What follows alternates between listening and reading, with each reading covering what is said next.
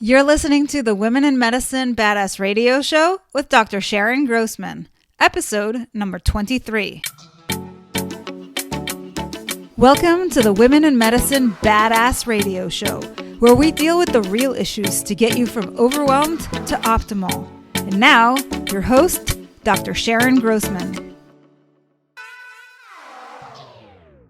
Welcome back to another episode of the Women in Medicine Badass Radio Show with me, Dr. Sharon Grossman. And today, we're going to talk about perfectionism. In particular, we're going to talk about how to avoid the trap of perfectionism. Now, I'd like to start by first talking about what perfectionism is. As I like to do, typically, I break things down into thoughts, feelings, and behaviors. And so when you think about perfectionism, it's really a behavior, something we do when we're trying to have order and organization in our lives. But perfectionism is kind of like we've taken it a little bit too far. And when we have a behavior, we also want to look at what is the emotion that is fueling that behavior, and also what is the result of that behavior. Because those are the layers before and after what we're seeing. So what we see is typically what comes after the perfectionism, and that's usually irritability, tension, and frustration. But what fuels the perfectionism in the first place tends to be fear. And so I'm going to share with you a little bit about what the underlying mechanism is for perfectionism, whether it's that emotion or something that comes even before that. And we're going to talk about how you can really turn this on its head if you understand those mechanisms that are driving it. And finally, we'll talk about what you can do to cultivate a different mindset around your work and your tasks. As I just mentioned, behaviors stem from emotions. And so in the case of perfectionism, we're looking at a specific fear, and it is the fear of not having your work be good enough. And so that behavior of perfectionism is, in a sense, an overcompensation. And if you think about why we have these kinds of fears, it's usually because we have a certain thought process or a belief. And more often than not, it's that we believe that we are not good enough. And whenever we feel that, then everything we do would therefore not be good enough because it's a product of us. This makes sense. Our beliefs then contribute to our thinking process. And so if we are in that mindset of having to do everything perfectly, here's what happens in the way that we think about things that are happening right now. Perfectionists tend to have a black and white way of thinking about things in the world. They are either right or wrong. They are black and white. They are perfect or don't even bother doing them. And because they're so rigid in their thinking, it creates some judgment, not just about their own work, but about other people. And if they have those high expectations for themselves, too often they also have it of other people. Now, other people around them may not be perfectionists, and so they don't have those same expectations of themselves. And so when a perfectionist is around people who aren't living up to their expectations, they typically feel really frustrated with other people. And they feel like they need to compensate for other people's laziness or their lack of excellence. In addition to black and white thinking, there are two other really important thinking traps that you need to be aware of that are related to perfectionism. As I said just a minute ago, one of them is being judgmental. So it might sound something like, I need to be more organized, which sounds kind of benign, really. But in essence, what you're saying when you say things like, I need to, is that you're really not more organized. And so you're kind of judging yourself for not meeting your standard. And thirdly, the other thinking trap is what we call our shoulds and musts. And that's where you tell yourself how things should be different or other people should be different. This is how things should be done.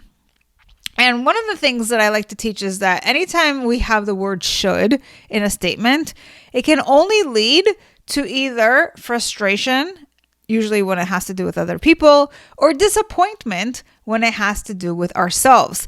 And so notice how these high standards are really getting you trapped in all of these negative emotions, and it's not serving you. When we approach life from this place of everything needs to be my way, everything needs to be perfect, it creates this rigidity, especially when we have to deal with change or things that are outside of our control.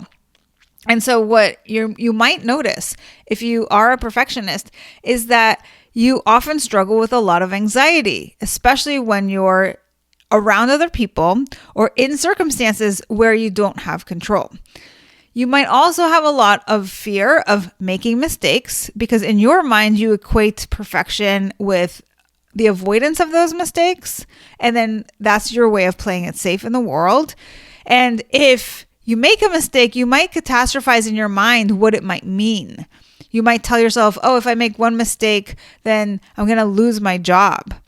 Things of that nature, which are really kind of extreme if you take a moment to think about them.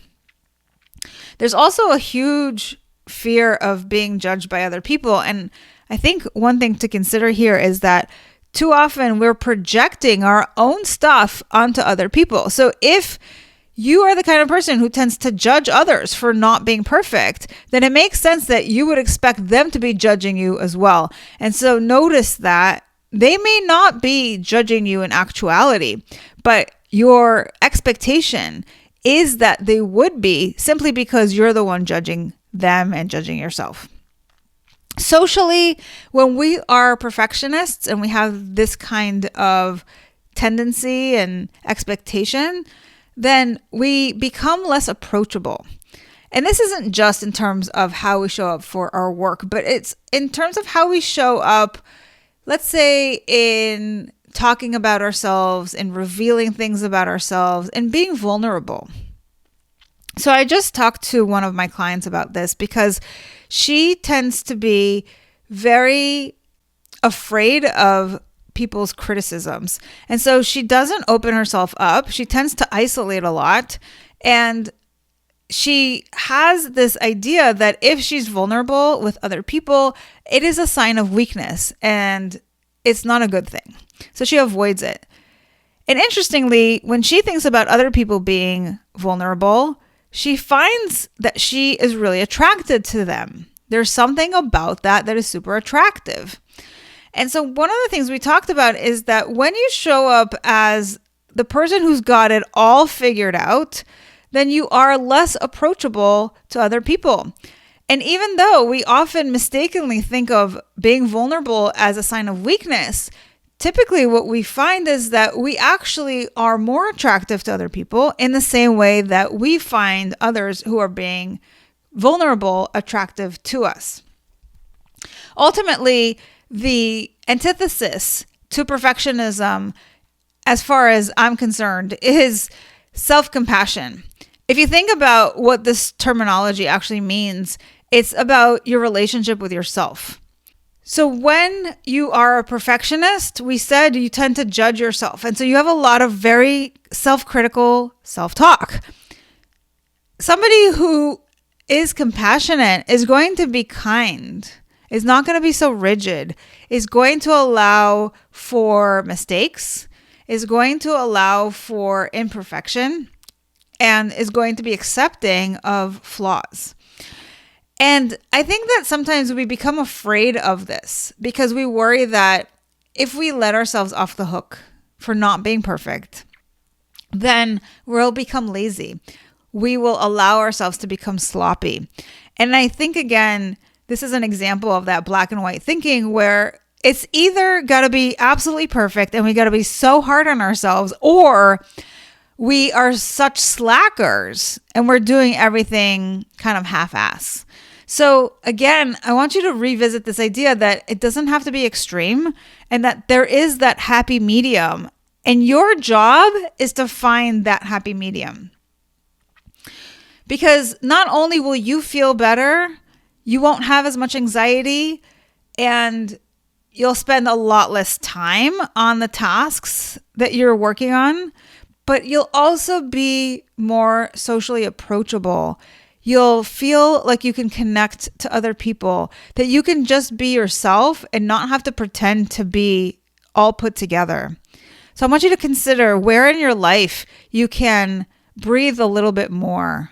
You can have more flexibility. You can be more compassionate with yourself and with others in terms of your expectations and your self-talk.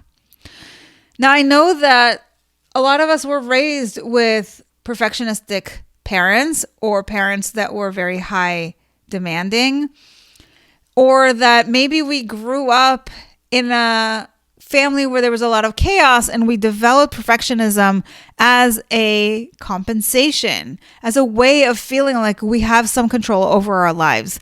I get that. But it's time for you to take a look at your life and ask yourself, is this working for me? If the answer to that is no, then I invite you to do some work on yourself. And a great place to start is by tuning in to your self-talk. If you would like some support in doing this, I invite you to go to my website, drsharongrossman.com, and look at some of the free resources I have there that can help you have a jump start to change the relationship that you have with yourself.